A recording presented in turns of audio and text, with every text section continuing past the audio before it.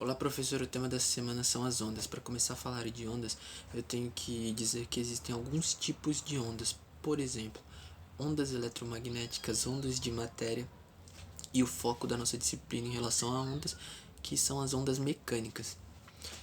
Trazendo aqui dois exemplos de ondas mecânicas, eu vou falar sobre as ondas circulares, que, por exemplo, quando uma pedra atinge ali um lago em um certo ponto, ao atingir naquele certo ponto, ele vai causar ali uma oscilação. Essa oscilação vai causar a propagação de ondas circulares ao longo do lago.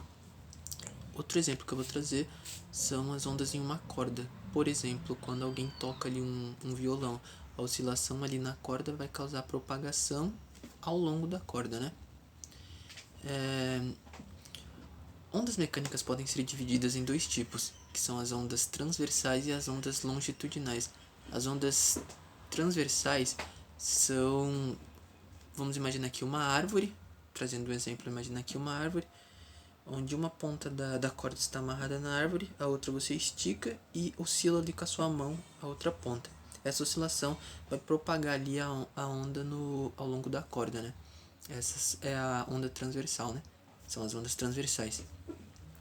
E a outra são as ondas longitudinais, por exemplo, ondas sonoras ali que o texto nos traz como exemplo, né? Por exemplo, quando uma buzina de um carro emite ondas, essas ondas são chamadas de ondas sonoras.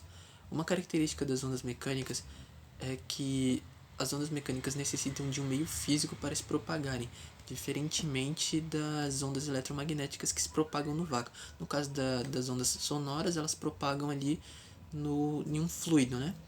E nas ondas transversais, por exemplo, ali, no exemplo da corda, o meio físico é exatamente a corda. Por ter que haver um oscilador ali para propagação de onda mecânica, esta onda mecânica ela herda período e a frequência do oscilador. No exemplo ali da corda, ela vai herdar o período e a frequência da oscilação ali da sua mão ali para cima e para baixo, né? E no exemplo da corda, essa oscilação de onda ela vai provocar esses picos, né?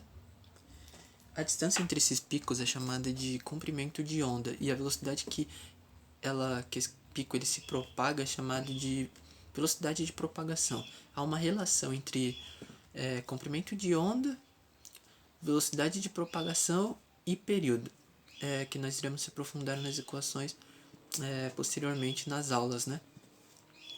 E em relação às ondas sonoras, né, as ondas longitudinais, existe um efeito muito interessante chamado efeito Doppler. Por exemplo, quando uma ambulância se aproxima de você com a sirene ligada, ao ela se aproximar, o som ele vai ficar mais agudo. Por que ele vai ficar mais agudo? Porque a frequência de onda ela vai ser comprimida. Quando ela se distancia, o som fica mais grave, né? E esse é o chamado efeito Doppler. E foi isso que eu entendi sobre a aula, professor.